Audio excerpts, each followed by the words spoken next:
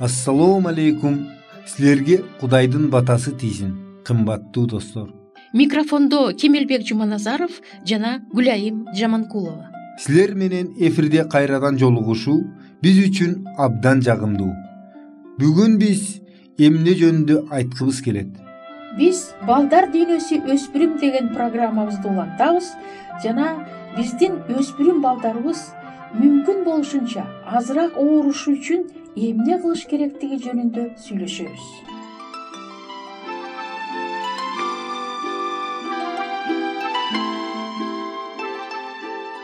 Балдар дүйнөсү өспүрүмдүн оорусун алдын алуу.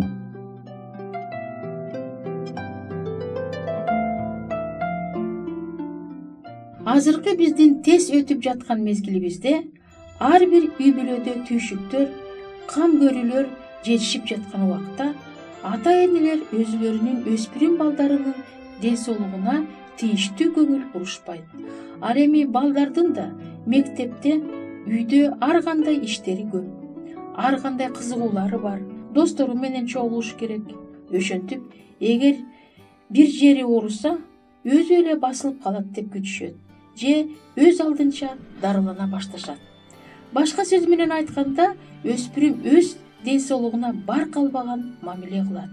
Анан дагы ал чоңдордун мындай деген сөздөрүн көп угат. Азыр дарылануу ушунчалык кымбат, дарылар өтө кымбат. Ооруган жер жок болсо, организмдеги кээ бир өзгөрүүлөрдү эчип бара алышпай, ооруну күчөтүп алышат.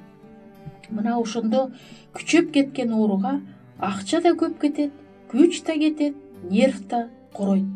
Ошондуктан оорунун алдын алып, дайыма ден соолукта болгон жакшы эмеспи, кымбаттуу достор?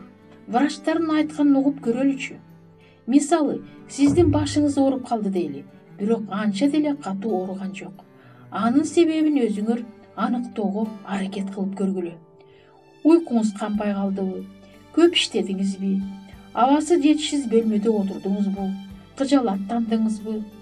Адегенде баш ооруну айыктырууга өзүңүз аракет кылып көрүңүз. Таза абага сейилдеңиз. Биз көп ирет айтып өткөн сергитүүчү суу процедураларын жасаңыз.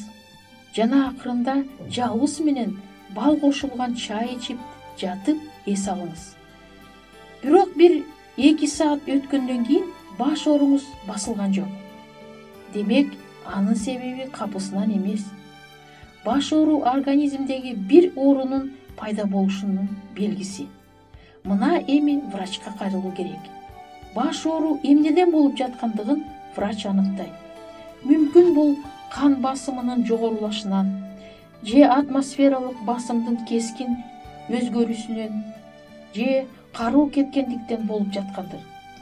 Бирок дароо врачка көрүнүш керек болгон учурлар болот. Атап айтсак, оң каптал жактагы чемирчектин асты, сол капталдагы табарсыктын үстү ооруса, эт ысуу менен бирге денеге быдырала бир нерселер чыкса, эт ысуу менен бирге баш чыдатпай ооруса жана башкалар. Тилекке каршы кээ бир окуучулар өзүлөрүнө коркпостон диагноз коюшат жана иче турган дарыны да белгилешет. Мисалы, алар мындай деп ой жүгүртүшөт. Эти ысуу, алсыроо, баш ооруу, мурундан суу агуу, албетте бул грипп. Грипп болуп элдин баары эле ооруйт. Эмесе, апам грипп болгондо эмне дары ичип жүрчү эле? Мына, бул целлофан баштыктагы дарылар болсо керек. Айткандай жасалат. Үйдө отуруп зеригип кеттим. Досторума барып келейинчи. Эми бул өспүрүмдүн кылыгындагы кетирген каталыктарды карап көрөлү. Жеңил ойлук менен өзүнө диагноз коюп койду. 1. Кантип дарылануу керектигин өзү эле чечип койду. 2. Эгерде биздин баатыр чын эле грипп экендигин түшүнсө, анда ал барган досторуна жугузду. Бул 3. Эгерде мындай иштерди чоң эсепке салып эсептесек, анда аларды түз эле кылмыш деп эсептесе болот. Грипп бул эң коркунучтуу оору. Ал күчөнүп кетсе, башка ооруларды да пайда кыларын белгилеп кетиш керек. Албетте ден соолугуна жөнү жок эле кулак түрүп бир жери кичине сайгылашып калса эле, тамакка табити тартпай калса эле врачка чуркаган адамдар да бар. Мындай адамдар көп кишиге жага беришпейт. Бирок ден соолугуна такыр эле карабай койгон адамдарды врачтар айыпташат жана кыжырланышат. Ушу кантип болсун, 2 жумадан бери колуң бүгүлбөй ооруп жатса, өзү эле басылып каларын күтүп жүрөсүң. Мына аны күчөтүп жибериптирсиң, дейт врач чыканактагы шишикти көрүп. Кымбаттуу ата-энелер, сиздер этият болушуңуздар керек. Эгерде уулуңардан же кызыңардан төмөндөгүлөрдү байкасаңыздар, көзүнүн көрүүсү, кулагынын угуусу начарласа, терисиндеги болгон бардык өзгөрүүлөр, мисалы саргайып кетиши, быдырала бир нерселердин чыгышы, ириңдеши, тактардын пайда болушу жана этинин кычышуусу, оозу сасыса, дайыма тери басып турса, кайра-кайра жүрөгү айланса, тамакка табити тартпай калса, көзүнөн жаш агып кызарса, шишимик тартса, алсырап уйку басса, көбүрөөк жаткысы келсе, уйкусу бузулса, мүнөзү өзгөрүлүп, дайыма кыжыры келип турса. Эми сиздер кайсы убакта врачка кайрылып, кайсы убакта кайрылбай эле койсо болорун эсиңиздерге тутуп алдыңыздарго деп ойлойбуз. Кайсы убакта поликлиникага өзүңүздөр барып, кайсы убакта врачты үйгө чакырыш керектигин жана темабыздын акырында мына буларга токтолуп кеткибиз келет. Көпчүлүк адамдардын ден соолугун көрө албастык бузат. Кимдир бирөөнүн жакшы курткасы бар, сааты, магнитофону бар. Ал эми меники болсо жок. Анан азап тарта баштайт. Кээде адам өзүнүн эс акылы бузулганга чейин жеткирет. Көрө албаган адам кызыккан буюмдун ээсине жаман бир нерсе кылууга аракет кылганы эң коркунучтуу.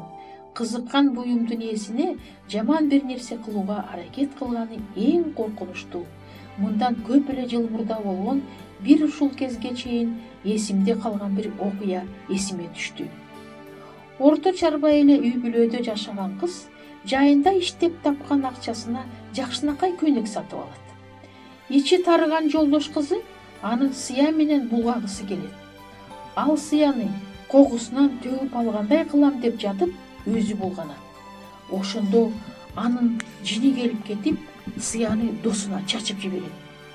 Бул жакшынакай көйнөктүн ээсине канчалык капаланууну алып келгендигин, бүт класстын кыжыры келгендигин айтуунун да кажети жок. Бул көрө албастык натыйжасы. Эми ушул маегибиздин акырында мен сиздерди орус жазуучусу Чеховдун бир тууганына жазган тарбиялуулук жөнүндөгү катынын мазмунун угууга чакырам. Тарбиялануу үчүн жана өзүң кабыл болгон чөйрөнүн деңгээлинен төмөн турбаш үчүн күндүз да, түнү да тынымсыз эмгек, дайыма окуу, бекем эрк керек. Мында ар бир саат кымбат. Тарбиясы бар адамдар адамдык касиетти урматташат.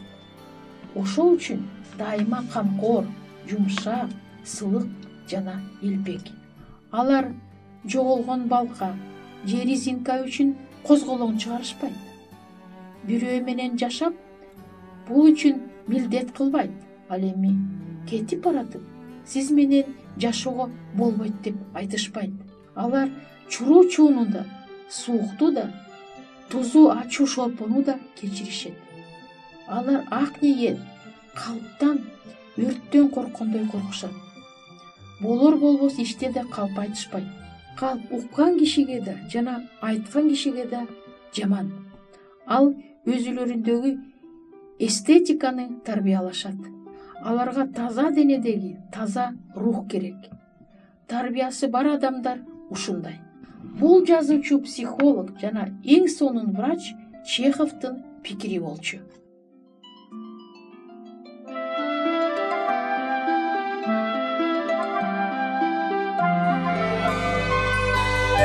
Сиздер Мен жана дүйнө радио программасын угуп жатасыздар.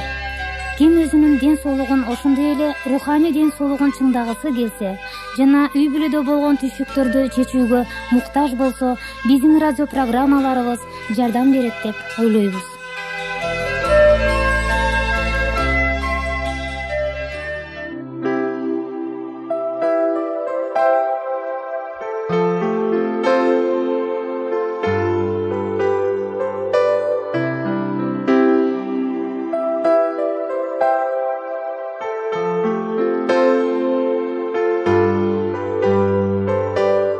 Нан жана балык менен кереметти көрсөткөндөн кийин Иса өзү элди кое бергенче шакирттерин өзүнөн мурда башка жээкке жөнөө үчүн кайыкка түшүүсүн буйрук кылды.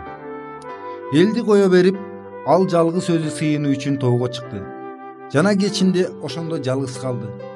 Кайык болсо көлдүн ортосуна жеткен. Бирок шамал катуу болгондуктан аны көл толкуну уруп турган.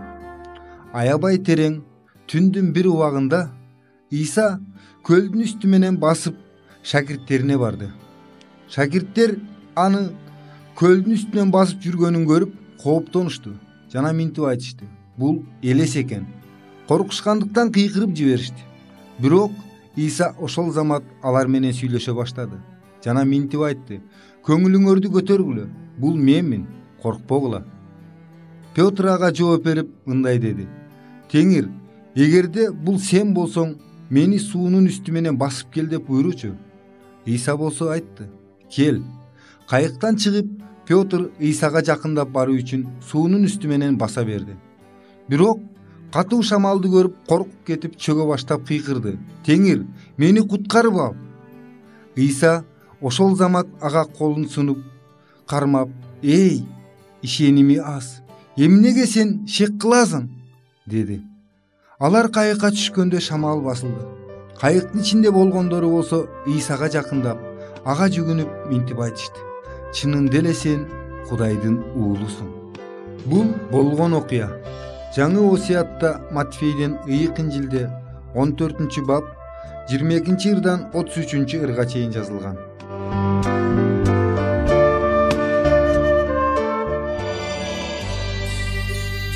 Биздин программабыз соңуна чыкты. Көңүл бурганыңыздар үчүн сиздерге чоң ыраазылыгыбызды билдиребиз. Сиздер менен дагы кайрадан аба толкунунда жолугушабызго деген үмүттөбүз. Саламатта болуңуздар.